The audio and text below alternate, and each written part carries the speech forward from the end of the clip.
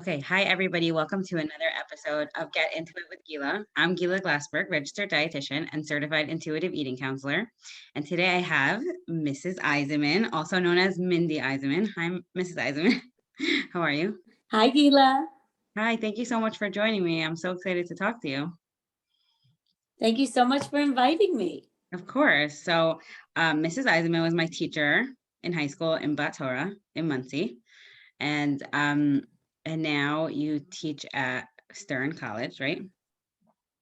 Well, actually, I retired after 36 years of teaching. Really? I retired from Stern, not because of COVID, but the spring of that year of COVID. Last year, I had actually stopped teaching because my new role just got so large that I went in that direction. So tell the listeners, what do you do? What's your role? All right. So although I have a master's in education and I still refer to myself as a teacher because I am a Kallah teacher and I am a Shalom Workshop instructor. And I have always been very interested in the concept of relationships. I became the staff connector for YUConnects. I went back and got my master's in social work. So I also do coaching within the relationships that are set up, whether through YUConnects or not through YUConnects. People have contacted me, and Baruch Hashem, YUConnects is booming, partially probably because of COVID, and people recognize the importance of having a relationship and doing it right, with a little assistance. Wow. So you've been a teacher you were a teacher for 36 years? Yeah. Wow. It did overlap with the with YUConnects, so I'm not 90 yet. Right. How long have you been doing the YUConnects for? So I have been zocha to be working for them for 11 years. Wow. Right. And it is, I work with the most amazing people. You made my sister shidduch, right? Yes, I did. I saw you at Sinai. Yes. Well, they're connected. They're sister sites. Oh. So because I work for YUConnects, I actually have access to see people who are on Soyu at Sinai. And I will be honest, when I saw her join, I recognized her last name, Palatov, and I saw her picture and I was like, that is definitely Gila's sister. I hope Hashem gives me the zechus to help her. By the way, that was such a crazy story. So I told you that my podcast is a lot about intuitive eating, health at every size, body positivity, but I was doing like a personal series, the last few episodes. So you're on my personal series, but hopefully I'll have Tamar come on, my sister Tamar. But that was also like a crazy story. She wasn't really like dating through websites, but like she just decided to join and he just decided to join. And that's the month they met from you. So isn't that crazy? It's not so much crazy. Everyone has a story. And to me, it's so Yad Hashem. Every time I make a shidduch, I always say, thank you, Hashem, for allowing me to be the shaliach. I totally believe that I have an understanding of people and I definitely have a flair for it. But really, the last couple I set up, they both are crazy about dogs. That never even came up when I met both of them. So I would never have set them up because of that. Right. And yet, look, they both love dogs. Wow. Do they have a dog? Well, they're engaged. They just got engaged. Oh, they just got engaged. Okay. But I'll let you know if they get one. Yeah. Okay. So you said that you have this knack for like relationships or coaching relationships. Did you ever think about like being a marriage counselor? Were you always leaning towards being a teacher? Like what made you decide to go that route? When I was in Stern College, I always knew I wanted to be a teacher. I even played teacher as a little kid. And when I went to Kallah, I knew that was the year that I was going to become serious and really focus on my skills so that I can teach others how to learn and how to love Torah and Hashem. I knew that was important. So I got that from Kallah. And then when I was in Stern, I started to think people would come to me with their problems. Maybe I should go into social work. They felt that I was helping them. Maybe it was me, but in my 20s, I kind of felt like when you teach, it's all about positive things. It's about Hashem. It's about Torah. I always tell everyone, I know your science teacher, your math teacher, your English teacher are all going to tell you this is the most important class. But I'm going to tell you really, this is your most important class because this is the one thing that you're actually going to remember and take with you throughout your journey on life. Right. And I think because I'm a very positive person, I was concerned that what if I became a clinical social worker and then I had to listen to so many people's problems, and what if I started to internalize it because I find that I connect with people easily. So I think at that point I shied away from it. And even now that I went back to get my master's in social work, I went back to get it, to use it to improve the way I help people in relationships. And I definitely see a difference. Thank you, Wurzweiler. Wow. I definitely think I'm a better coach and Shadchan because I have that master's in social work. I give social workers and therapists a lot of credit. There are a lot of issues in this world, and they are so needed. Right. But I don't think that's my strength. Right. That's funny because I also really like connecting with people and like the one-on-one stuff, but it is like things that come up, like even though I'm a dietitian, I'm not a therapist, but I talk about people's food stuff and body image stuff, like a lot of stuff comes out, so it's like, I'm sure. Yeah. I like in the beginning, I thought I was going to do like, I thought my goal was going to be like 40 clients per week. Then I'm like 30. Now I'm like, oh my gosh, 10, like in order to like, really give them the emotional energy that you need to in a session. It's like, it's really a lot. So you're a positive person by nature, and you had like this knack or this draw to teaching. And did you always have this like love for Hashem, love to like spread Torah? Like, were you like that as a teenager? I wasn't so like that as a teenager, but I think it was in my nature. My parents will joke about the fact that I was that kid since 5th grade that came to the Seder with that stack of Divrei Torah. I just wanted to tell it over and learn it. And I always took everything people said to heart. When a rabbi speaks and he wonders, or a teacher speaks and they wonder, like, did they get my message? I always like accepted it. Some people are always doubting it. I always accepted it. So when you taught in Torah, which it was high school, that was your first job, or like, did you teach before that? So when I first got married, my husband was in dental school in Pennsylvania. So I taught in elementary school for a year. And then I moved to like after school, Hebrew school, when my first 2 kids were very, very little. But Torah was my first high school experience. And the one thing that I always felt from my own teachers was if I connected with the teacher, so then I was much more open to hearing what she had to say. Right. And when I went for my master's in Jewish ed, one of the things they teach you, Dr. Deborah Wurzweiler always likes to call them the Ani Mamins.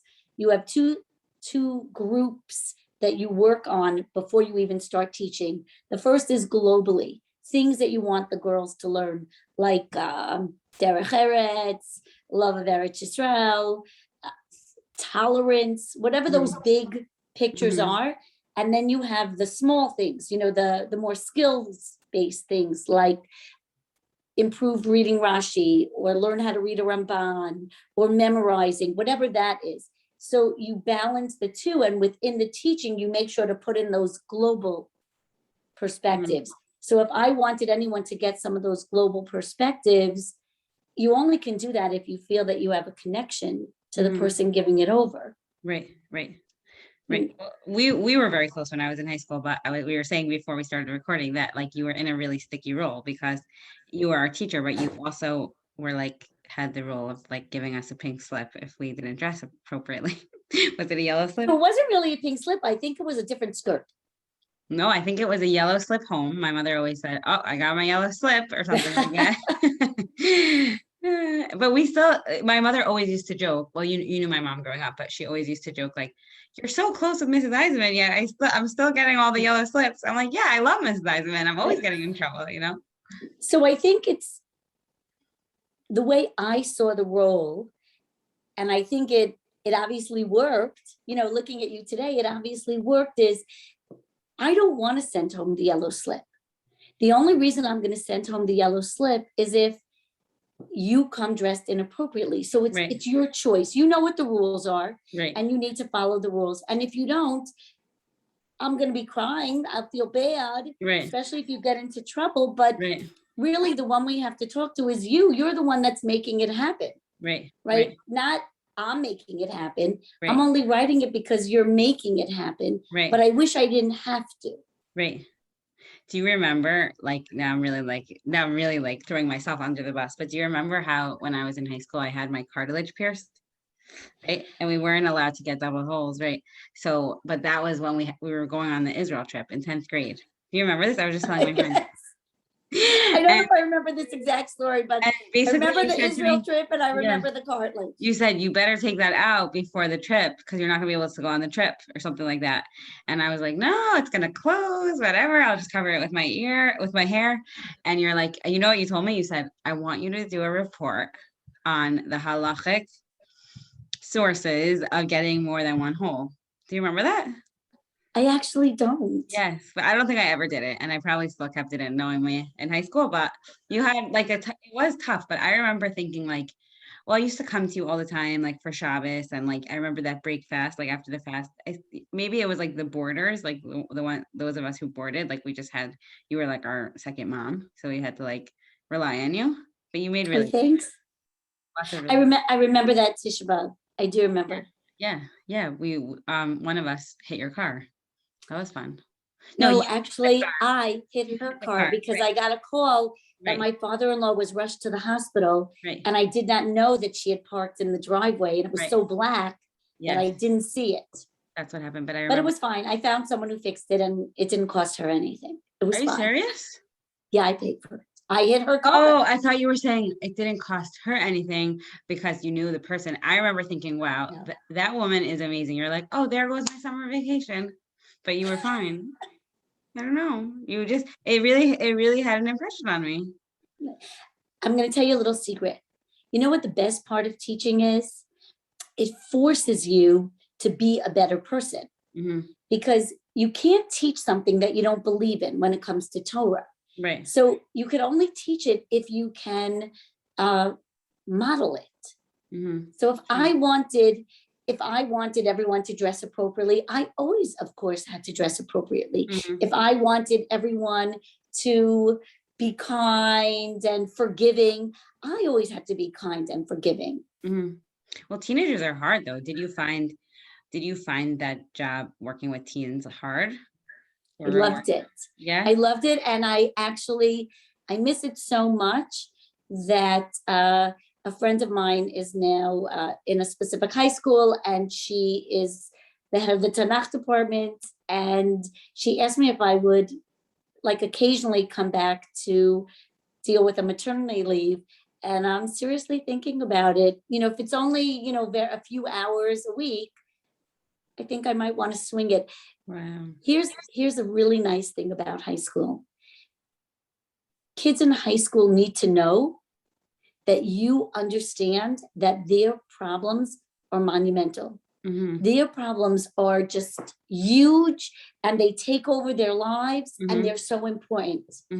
It's true.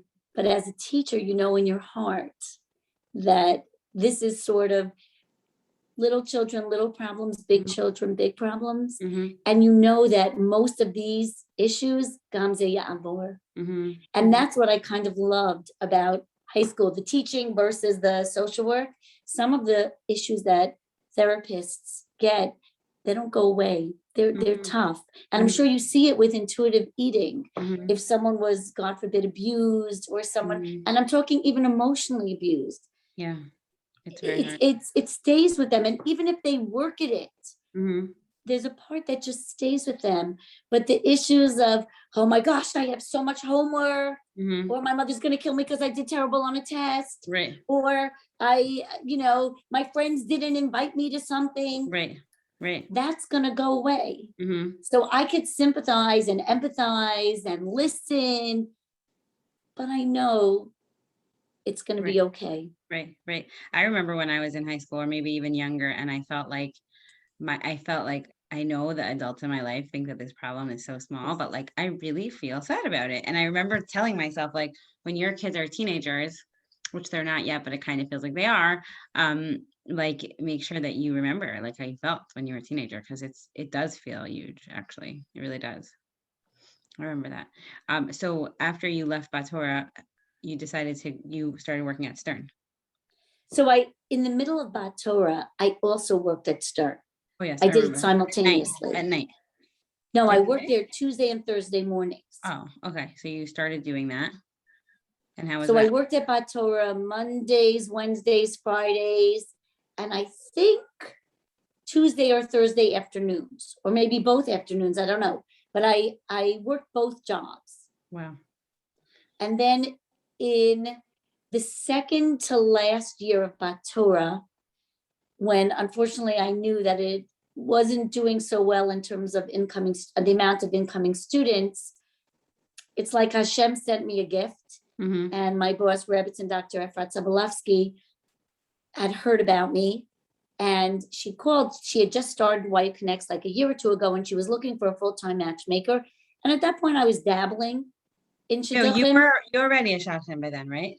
Well, I mean, I dabbled in it. Mm-hmm. I made like 6 of them. Mm-hmm. And she called and she had heard about me and she wanted to know if I wanted to come in for an interview. So I said to her that I had 2 jobs and I wasn't going to leave them. Right. That wouldn't be halachically correct. Right. You can't leave them. And I loved both jobs. Right. So it was tabled. And then she called me back a few months later. She couldn't find. And she said, would I at least come in for an interview and talk to her? Mm-hmm. So I went in for the interview. We hit it off great. And she told me, would I consider working part-time at that point for the rest of the year? And then if I liked it, I would come on full-time. Wow. So you had 3 She also children? offered me benefits, which I didn't have at Torah. Right. Health insurance. Right. And again, because I saw what was happening about Torah, I thought, Oh, you're getting a call? It's okay. Sorry, this is a great way for me to see, do I want to look for another teaching job? And I loved Bat Torah so much, I really couldn't imagine teaching at any of the other schools. Mm-hmm. Like in my mind, I was already thinking, if Bat Torah closes, where am I going to go? And Right. So I thought, you know what? Let me try this. What would it be like? I've never worked in an office, you know? Right. So it was a little bit difficult. I got permission from my daughter, who was in 11th grade. She would be my only child that I wasn't home for at the end of the day. Mm-hmm. I would come home an hour later. Mm-hmm. So she said it was fine. And I tried it out. I loved it. I spoke with the principal, Mrs. Bach at Bat Torah, to explain to her that they offered me a salary and benefits. Mm-hmm. And I felt like this was the next step, you know, to move on. And with her blessing, I left Bat Torah. They actually were in existence for 1 more year. My daughter was the last graduating class. And I worked at YUConnects and I taught at Stern, which was nice because it gave me time to meet the girls downtown.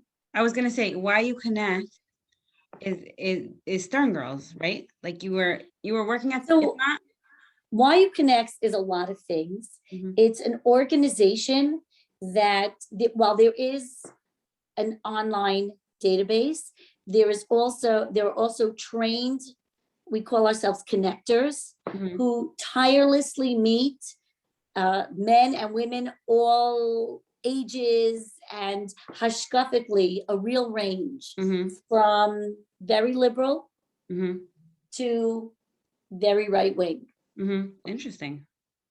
I think we put in extra love, extra care, extra devotion.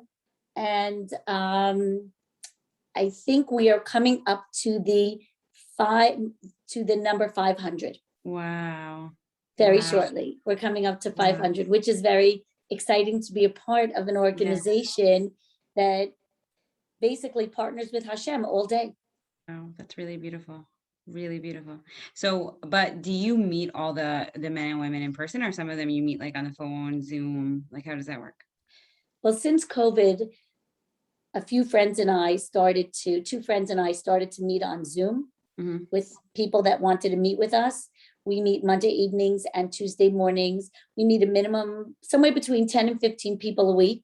Wow. So you can imagine the accumulation. Yes. It's done very methodically because this gives us the rest of the week to process the information, to start setting people up. I was beforehand constantly meeting people when it fit into people's schedules. Now it's so much more organized. Right. And this way also people don't have to come. They don't have to come to YU. They don't have to come to Stern. They don't have to come to my house in Muncie. I was meeting people at my cousins in Woodmere, at my kids in Queens. Right.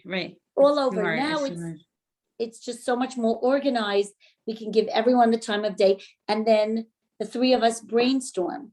We have brainstorming sessions to try and set people up and give people hope. Right. That's so fun. That's such a fun job. No? There's a lot of fun, but there's also the highs are amazing. Yeah. The highs are amazing, but the lows are a little tough. They're a little tough when someone gets their heart broken. I know. I've been there. And you have to build them up. Yeah, I know. I've been there actually my husband, Ami, made 2 shidduchim. Did you know that? I did not. Yes. Beautiful. Yeah. So Ami set up my sister with her husband, Ami, so that we have 2 Amis, Ami Glassberg and Ami Rabin. But I always say my husband's the first Ami, and they're both in Yeshiva Gedolah. So that's funny. And then he set my friend Dina up with her husband Yaakov, but that was they both of those couples broke up and then got back together. So they give us credit, but I don't know if we really get the credit. But of course you do. Right. So then once people heard that he made 2 shidduchim, they send their daughters here to meet Ami, because Ami's I'll only set them up if I meet them. But then we've had people that we had to tell them, the boy said no, the girl said no. We're we can't do this. It's so hard. It's very hard. That part's really hard. But you said you're also a dating coach. Is that your own side business, or you just became a coach to help you facilitate your job? Both. Very cool. So it is a side business, and people can contact me if they want me to help them with a relationship. I've done there are a lot of guys out there who they don't know how to talk to girls.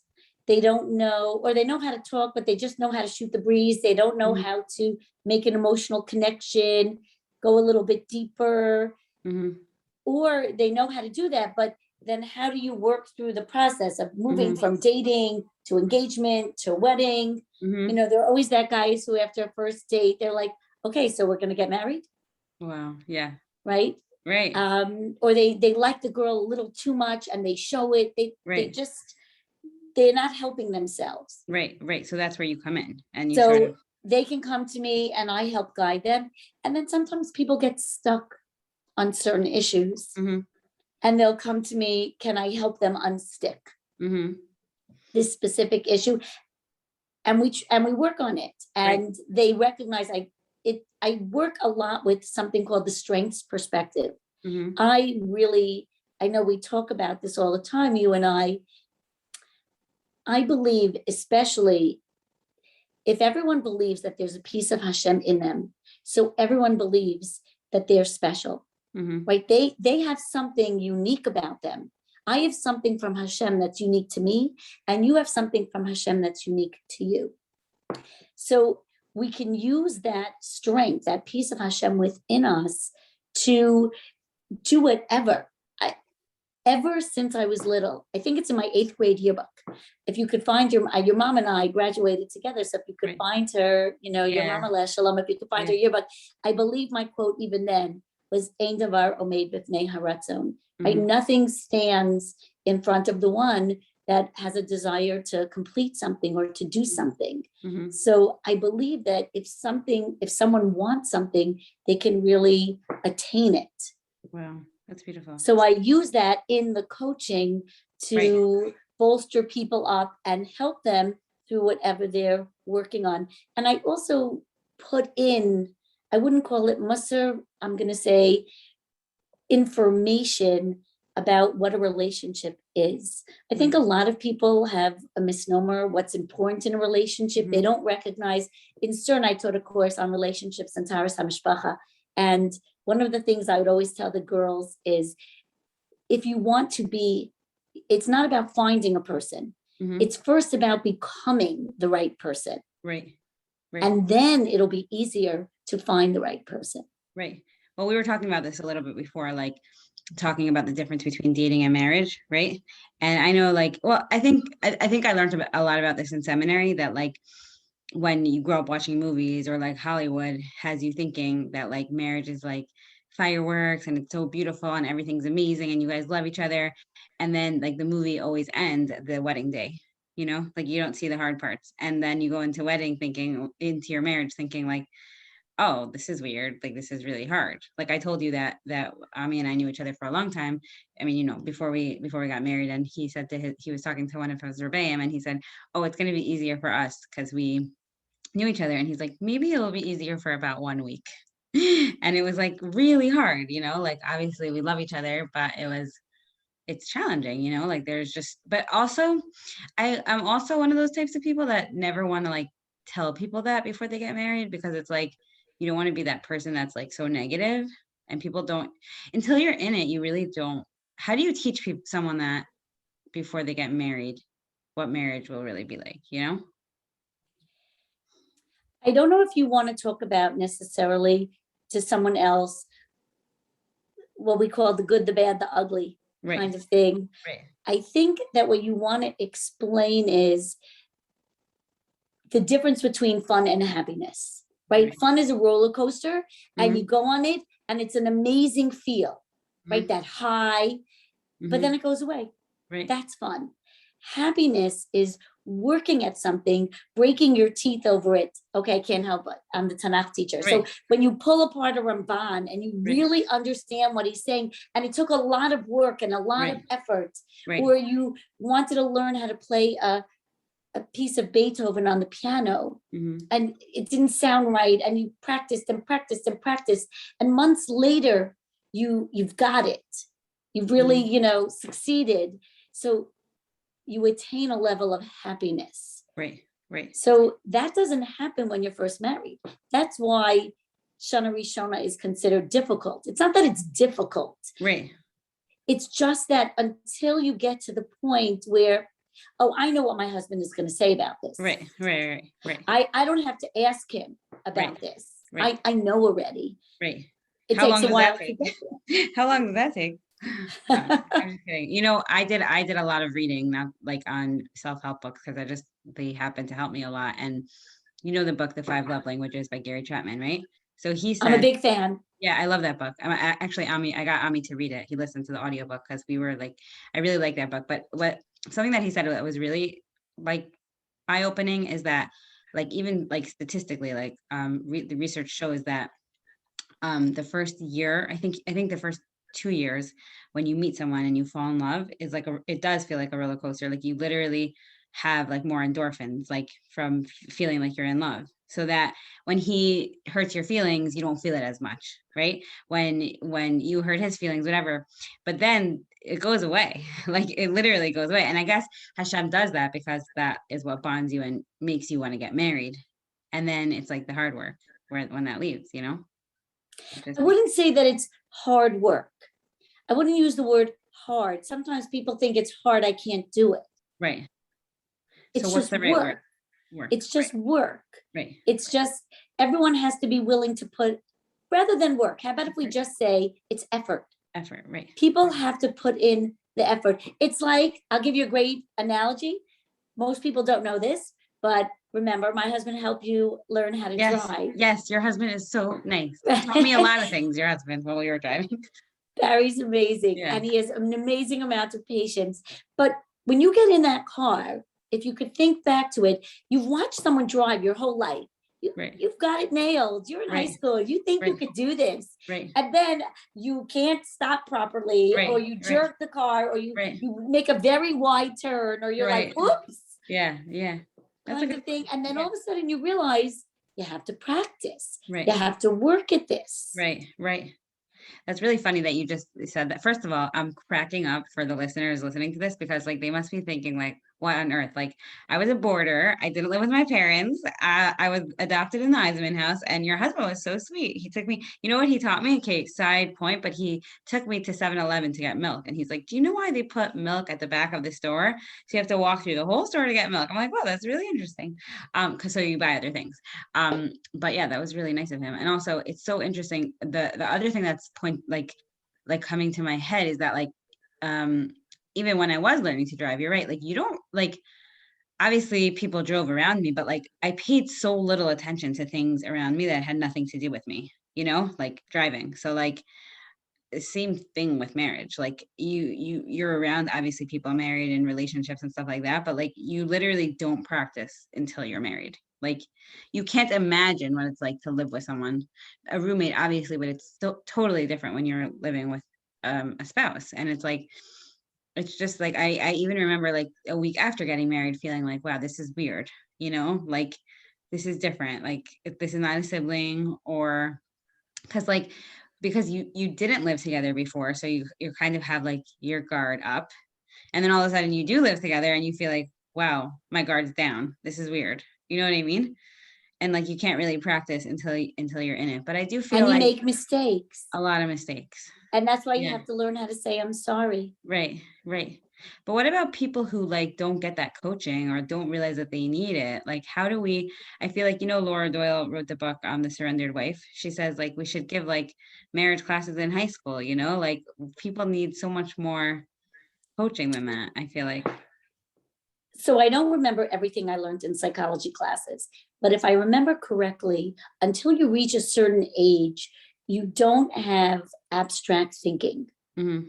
I think it's Right. like around 15, I'm going to say. Mm-hmm. And we don't believe that at every age people can understand things. Right. I think until you're really ready to get married, you're supposed to focus on me.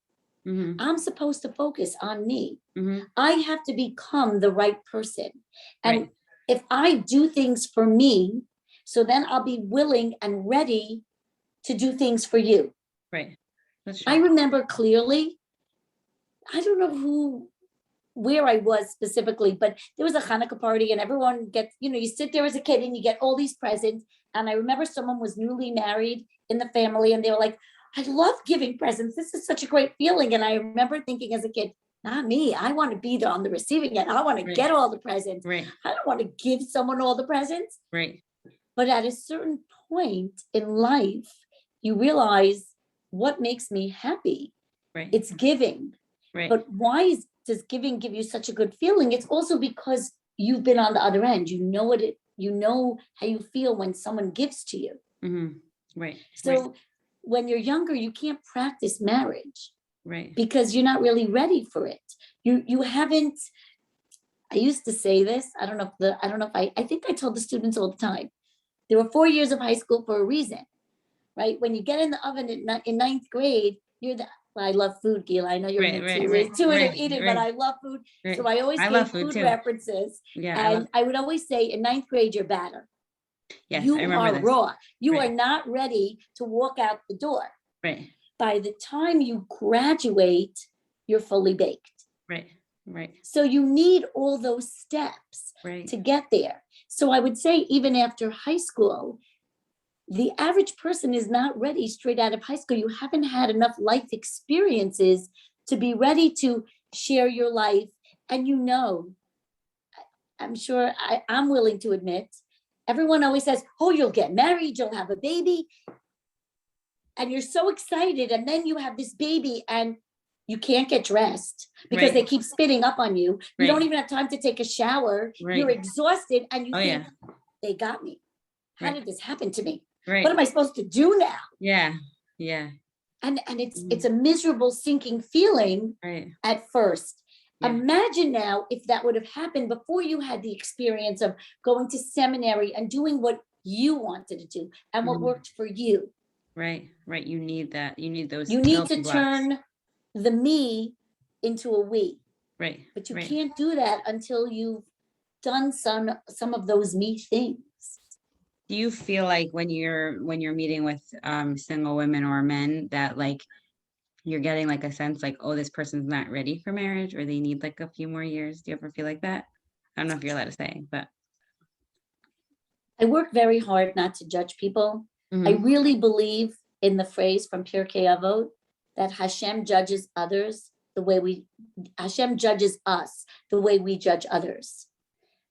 Who am I to judge? What do I know what they went through? You know, my mother would always say to me, until you've walked a mile in someone's shoes, I don't know if you ever heard that phrase. Yeah. You can't judge them. True. So I would never say that someone isn't ready. If they come to me, then obviously they're taking the initiative. Right, that's true. But there are times that I might say to someone, well, if no one is pretty enough for you, if no one is, you know, meeting what you're looking for, so what does that say? So you put people in their place a little bit. I try and get them from a social work perspective. We always try and get the client to see it themselves. If I tell you something, you're not going to get it. Right? Everyone knows. No one needs to be, anyone who tells someone else they need to lose weight, that person goes on the defensive. Right. They don't say, oh, you think I need to lose 10 pounds? Okay, I'm going to go on a diet. No one does that. Right. It's only when they are willing to take ownership of it. Right. I personally don't even promote like intentional weight loss, but yes, I would say, like, I always say this on my, I think I say this on my podcast. I always say, like, people don't want unsolicited. I mean, they're coming to you, so they do want unsolicited advice. I mean, it's solicited, but I'm just saying, like, I hear what you're saying. Like, you need to coach them to get to the answer that they need to hear. You don't need to tell them you're being too picky. Although, like, okay, I never dated. I met Ami when I was in high school. So I know that, like, I have no perspective on this at all. Like, I totally get that. And then, because I've heard people say, like, how could you say that I'm being too picky? Like, you don't even get it. Like, you have no idea what it's like to, like, date people and know they're not for you, right? So, but people like might see that person and be like, oh, they're just being so picky, you know? But, like, obviously they don't feel like they're being picky. They feel like they haven't met the right person. So it's just, there are really so hard. many couples that I know of that told me, all right, I'll go on another date. I'll give it a try. But I'm telling you, I know this is not going to be. And now they're happily married with kids. Wow. Wow. When someone knows when they say to me, I go out and within the first 5 minutes, I know whether this is going to work or not. I personally, Mindy Eisenman, I know they're closed. They're not closed. I always say, every time you meet someone, open yourself up to be curious. It's a great trait, curiosity. Find out about this person, because really, let's say this person isn't for you. Maybe they're for a friend of yours, but now you know them so much better. Right. You can now suggest someone for them. Right. And so often when you open yourself up to learn about them and find out what makes them tick, find out what their strengths are. Right. You know, sometimes you kind of like those strengths. You're looking for those strengths. You give it a shot. Right. Because like you said, it's not like in TV where you look across the room and stare into someone's eyes and you're like, hi, that person's for me. Yeah, exactly. Right. Although I did meet Ami when I was 16, you know, so I used to joke in seminary when they would say, like, oh, these high school sweetheart things, they don't work out. But I'm like, it actually is going to work out. We're going to get married. But yeah, you're right. That's definitely and not you recognize what a bracha that is, correct? Yes, I do, of course. But yeah. You should also make sure your kids know it's a bracha and it very rarely happens.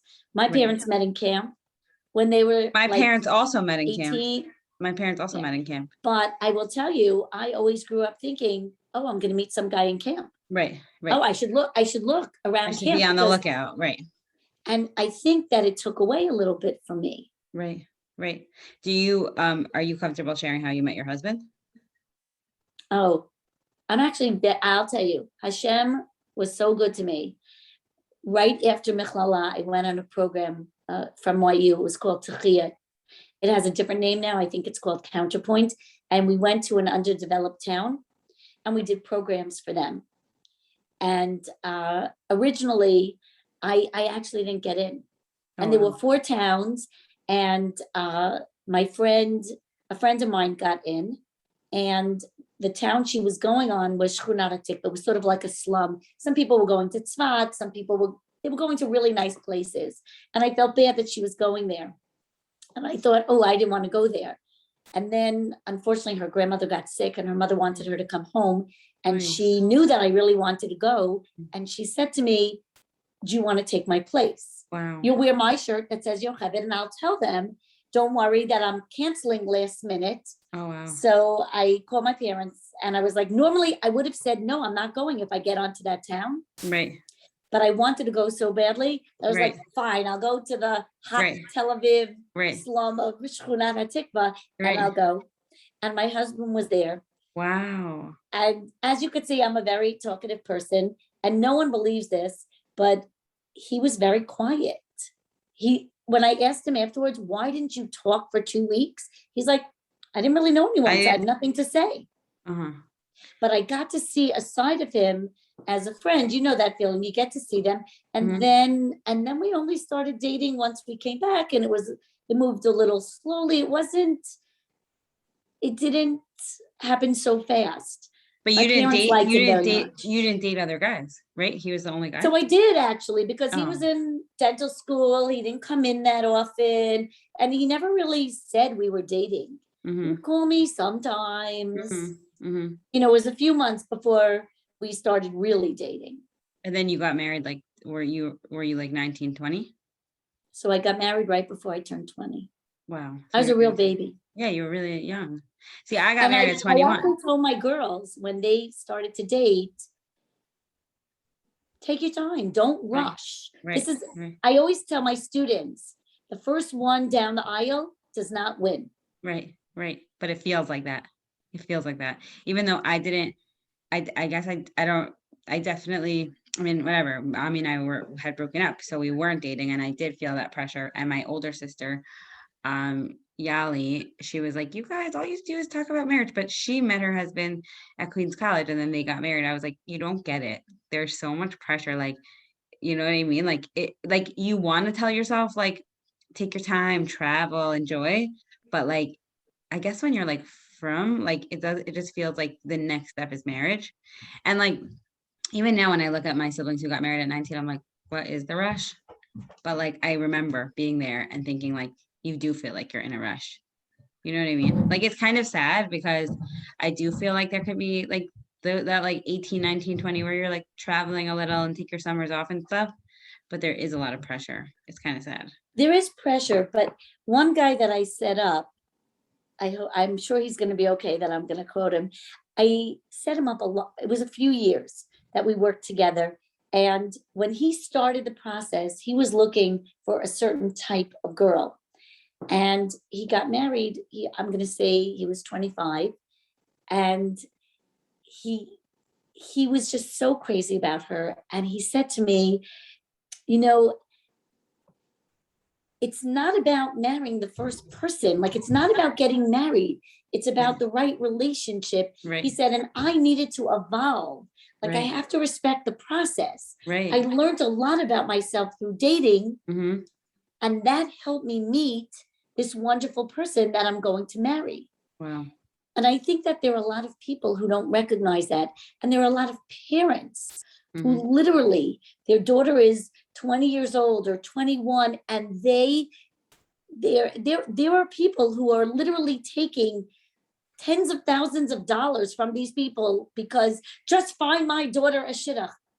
But it could very well be that this is not Hashem's plan. Right, so I always say dating has to be your life, but only a part of your life. You also have to develop yourself and develop your strengths. And if you're in a good place, you have a better chance of finding that guy. And you definitely, it's like a job, searching for a job. You can't sit back and wait for the perfect job to fall in your lap. Maybe the job will be a little further away. Maybe the job won't be exactly what you thought. It'll be a little bit different. But you have to look at the whole package. Right. And therefore you have to go to many people. I always say, Harbe shluchim lamakom. Right. You don't know who Hashem is sending the person to. So when you're ready to start dating, tell your friends, tell your relatives, go to Shadchanim. There are some people who are like, no, I'm going to wait for someone to call me. that doesn't happen with a job either. Right. That's true. That's really true. No, I like what you said, that this boy got married at age 25 and he realized that the dating process was a journey, and he picked up things along the way that he didn't know about himself, or that he developed himself, and that perhaps enabled him to find this wonderful woman at age 25 as a different person. Right. So Exactly. That's important. That's important for people. I think it's important for, like, if girls are listening who are like single, whether they're 19, 20, or even if they're 29, 30, just to remember that, even though, like, who am I to say that? I'm just saying that obviously I have a different experience, but yeah, I remember getting married young and having a baby right away and thinking about my single friends and being like, wow, they have so much free time, like that must be nice. Even though of course I was so happy, and and they were probably thinking, oh, I love having my free time, but I wish I was Gila married with a baby. Of course. That's the way it is. I'm just saying that, like, obviously I do think that, like, at least in my circles, like, people want to get married, the younger the better, right? Like 19, 20, 21, and then, like, people are already considered old at age 23, but I do think that if there could be a shift between, like, with, like, Hashem runs the world, and you're going to get married when you're meant to get married, and every dating opportunity is a way to learn about yourself and grow and maybe meet someone and learn, like, this I could live with, this I can't. It's so important. It's such a important part of life. Right. I once received something really nice, a really nice candy platter from a girl after a date ended. And I called her up and I thanked her. It was the very first time someone had ever sent me a gift when something ended. And I said to her, that was so nice, but it didn't work out. So she happens to have been Sephardi. And she said to me that her Rav taught her that everyone actually is supposed to go out with a certain number of people before they find their bashert. Mm-hmm. And by you setting me up with this person, I'm now one step closer. So I have a lot of hakaras hatov to you because you're getting me closer. And I remember thinking, this girl is going to find her bashert. Wow. Because she really has great yiras shamayim, Mm-hmm. and she respects the process. And she was so grateful to everyone that was helping her along the way. Mm-hmm. Mm-hmm. Wow. That's really, really nice. That's beautiful.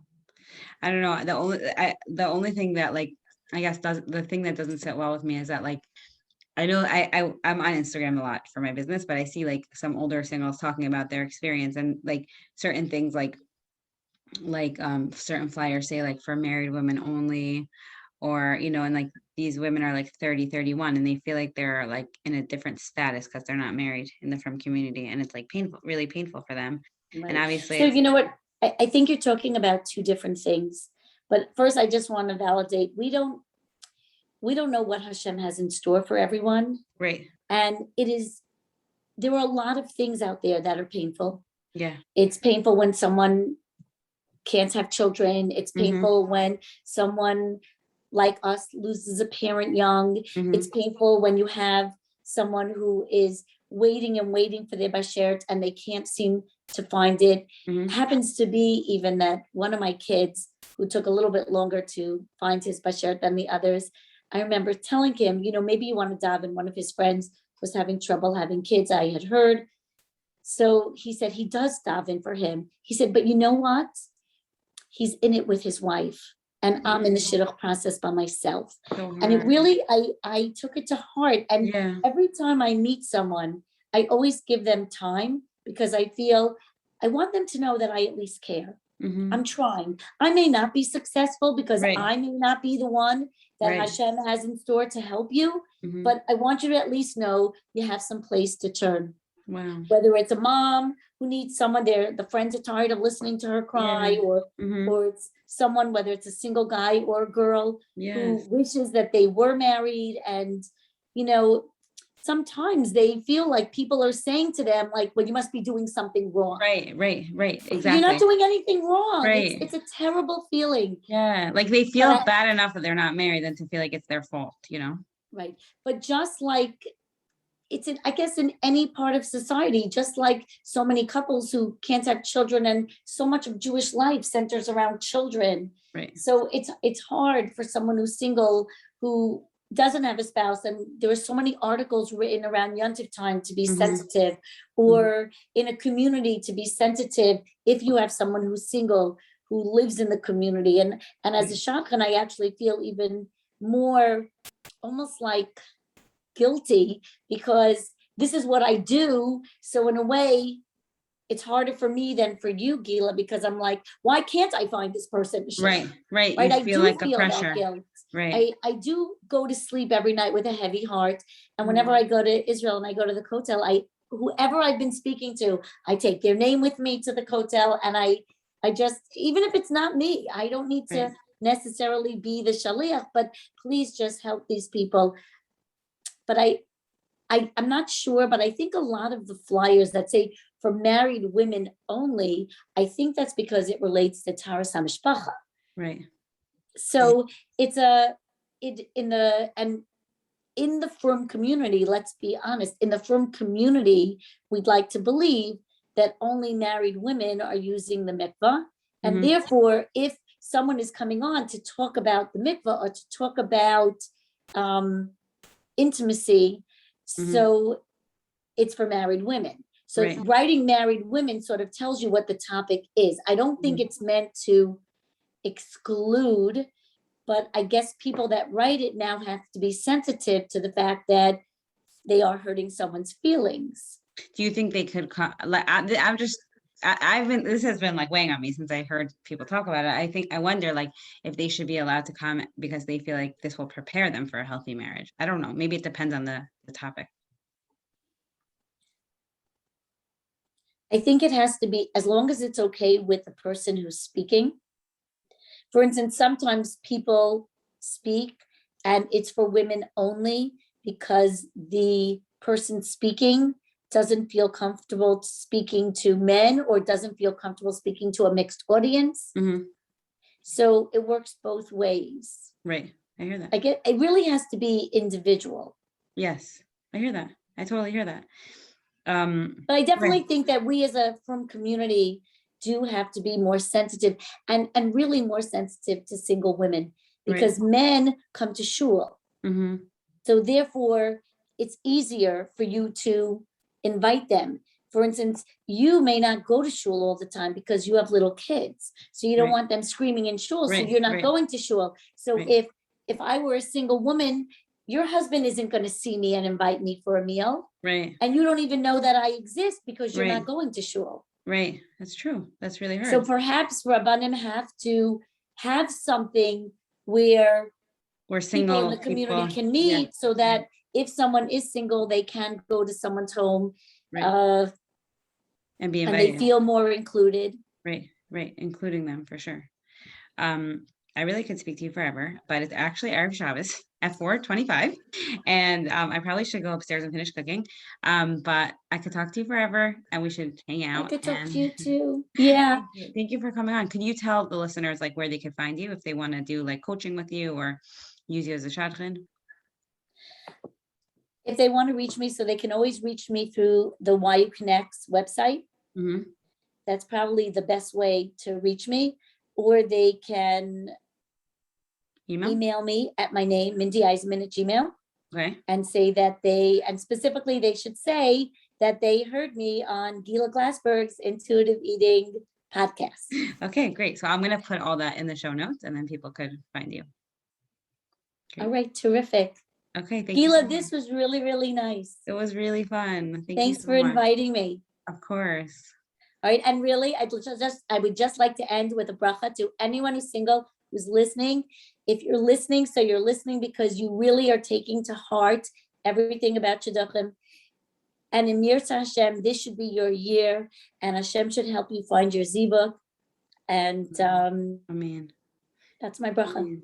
And if you need a dating coach, Mrs. Eisenman, as you hear, is amazing and sensitive and compassionate and makes really good broccoli kugel. And I'm sure someone will eat over for a breakfast, and you can invite me too, and I'll be there. Have a wonderful Shabbos. Okay, you too.